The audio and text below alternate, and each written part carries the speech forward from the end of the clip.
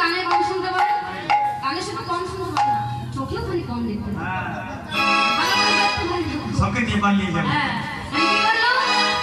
সেই ভোলা এই নবদ্বীপে অদ্বৈত হয়ে জন্ম নেবে। ভোলাকে বলেছিল, ভোলা শোনো, তুমি যখন নবদ্বীপে জন্ম নেবে আমাকে আসার জন্য একটা রাস্তা করতে হবে। হ্যাঁ, রাস্তা না থাকলে তো আমি নামতে পারবো না ধরাতে। তাহলে তুমি কি করবে জানো? তুমি প্রত্যেক দিন 3টি করে তুলসী পত্র নিয়ে ওই সুরধনী গঙ্গাতে যাবে।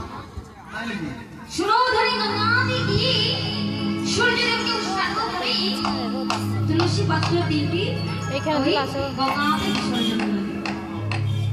যেদিন দেখবে বিসর্জন করতে করতে ওই সুরধনী গঙ্গা উজাড় হয়েছে, সেদিনে দেখবে মহাপ্রভু আসার সময় হয়েছে। অদ্বৈত তাই করে প্রত্যেক দিন যায়, একদিন গেল, 2 দিন গেল, 3 দিন গেল, 4 দিন গেল, 5 দিন গেল, 10 দিনের বেলায় যেই না গেল 3টি তুলসী পত্র সূর্যদেবকে উৎসর্গ করে যেই না 3টি তুলসী পত্র ওই সুরধনী গঙ্গাতে দিয়েছে, দেওয়ার সঙ্গে সঙ্গে সুরধনী গঙ্গা